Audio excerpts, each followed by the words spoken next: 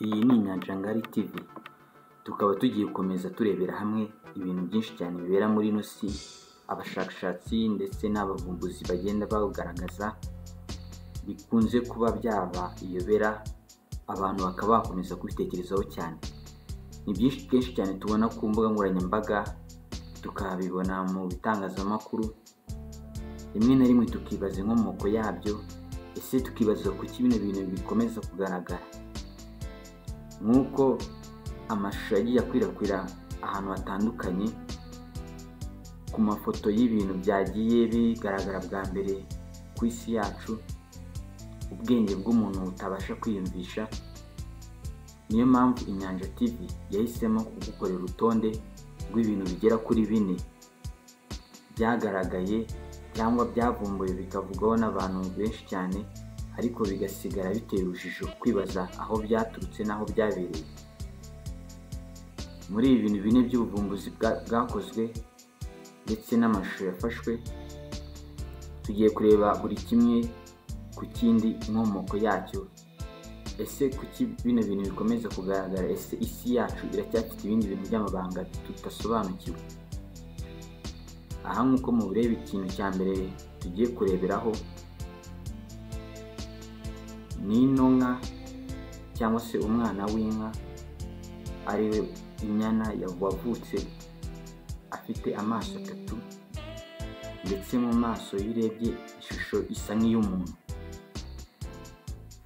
Ibi bintu byabereye mu gihugu cya Argentina, nibwo bwa mbere bari babonye inyana ivuka ifite ishusho nk'iy'umuntu.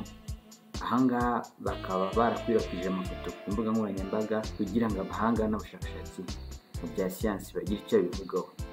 Ni kenshi abantu ndetse n'inyamaswa bakunze kuvuka bafite ibice by'imibiri bidasanzwe. Mujye mubibona nko mu Buhinde, ukabona nk'umuntu avutse afite amaboko agera kuri 4 5, cyangwa se umuntu akaba yavukana n'amaguru agera kuri 6 cyangwa 4. Ibi byose ni ibintu bikomeza gutangaza abatuye isi. Ese bibaza ni irangira ry'isi cyangwa se isi yacu igenda yihinduriza bitewe n'igihe tugezemo. Aya mashusho y'inyana yavutse ifite ishusho nk'iy'umuntu yakwirakwiye ku mbuga nkoranyambaga, isi yose iza kuyimenya, aho byari bitangajwe bwa mbere n'Abanya-Argentina, aribo ba nyiri ino nyana babonye ivutse idasanzwe, idasa nk'izindi, bituma batabyiherera namba bikwirakwiza ku mbuga nkoranyambaga, abantu nabo batangiza kubishakaza ahantu hose. Ibi rero mu bashakashatsi b'abasiyantifiki bavuze yuko ntabwo bashobora kumenya icyabiteye, kuko inka nimba nta bimenyetso byerekana ko yaba yarahuye n'umuntu, wenda akaba aribo bakorana imibonano mpuzabitsina. Abashakashatsi kenshi bakomeje kugenda berekana yuko ibi bishobora kubaho bitewe na genetic cyangwa se n'uburyo bagenda bongera imisemburo y'inyamaswa runaka kugira ngo zibe zakororoka.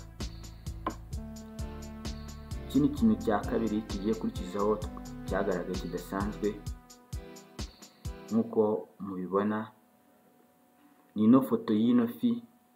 Ahangaha ni video yafashwe n'Umushinwa ubwo yari ageze ku nyanja iba mu kiyaga kiba mu majyepfo y'Ubushinwa, aza kubona ifi idasanzwe nayo ifite mu maso hasa nk'aho umuntu. Nk'uko mubibona no ku ifoto, ni video n'umugabo yari yafashe abona ifi bwa mbere iza yoga yegera ku nkombe y'icyo kiyaga, ariko mu maso nk'uko mubibona ifite mu maso yaguse cyane asa nk'aho umuntu. Byatangaje Abashinwa benshi cyane, aribwo ino video yakwirakwiraga ku mbuga nkoranyambaga mu mwaka wa 2019. Abantu benshi cyane baza kubimenya, aho batangiye kugenda basura kino kiyaga mu buryo bwihariye nk'ahantu hadasanzwe. Iyi fi yatunguye abantu, bakomeza kwibaza icyaba cyaratumye ino fi yagira ishusho nk'iy'umuntu, ariko ni ubushakashatsi bwakomeje kwerekana yuko nta busobanuro bifitiye, kuko mu mateka bwa mbere ifi imeze kuno ifite ishusho nk'iy'umuntu yagaragaye. Ni byinshi cyane abantu bakomeza kugenda babona bikabatangaza, umuntu akaba yakomeza kwibaza se inkomoko yabyo ni he. Ishusho ya 3 nk'uko mubireba ni ifoto iriho ikiremwa bisa nkaho cyakorewe muri laboratoire. Abascientifique bakomeje kugenda bavumbura ubushakashatsi butandukanye, aho bashobora kuba bavanga ibintu bimwe na bimwe, cyane cyane bakaba bahuza amagenetike atandukanye kugira ngo babe bafata imiterere y'umuntu bakayivanga n'iy'inyamaswa.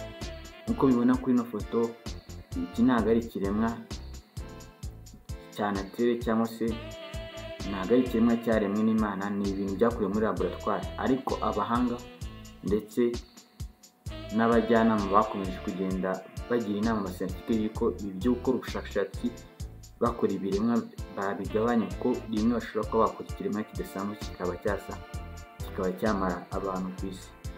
Ni ibintu byakorewe muri laboratoire. Haza n'umuntu, kano gasimba gafite ishusho nk'iy'umuntu gafite n'umurizo, ariko mu by'ukuri nta hantu bigaragara, ni ikiremwa cyakorewe muri laboratoire. Byinshi byakomeje kwibazwaho n'abantu nyuma y'uko ino foto ikwirakwiye ku mbuga nkoranyambaga, bavuga si ibi biremwa byaba byaramajije gukorwa muri laboratoire bikoherezwa hanze, cyangwa se biba bigifitwe n'abo bascientifique bakibikoreraho ubushakashatsi. Ikindi kintu cya kane kidasanzwe cyavumbuwe ni isomero rya Vatican.